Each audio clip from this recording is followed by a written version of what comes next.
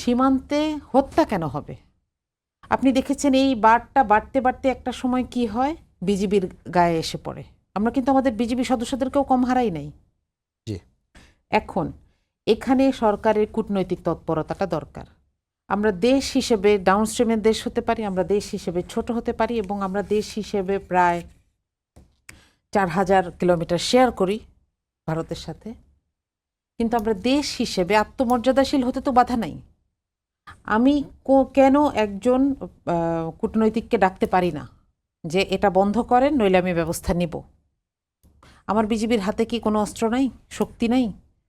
সে নিজের দেশের মানুষকে সামলাবে, সে এখানে অবৈধ অনুপ্রবেশ বন্ধ করবে। এইটা করার মাধ্যমে আমাদের দেশের এবং আমি বলবো যে এখানে বিজিবির যে পেট্রোলগুলো থাকে সেগুলো সংখ্যা বাড়ানো খুবই দরকার। অনেক সময় দেখা যায় মাইলকে মাইল খুব অল্প সংখ্যক সৈন্য পাহারা দিচ্ছেন। তো এই স্ট্রেংথ বাড়ানোটা আসলে দরকার।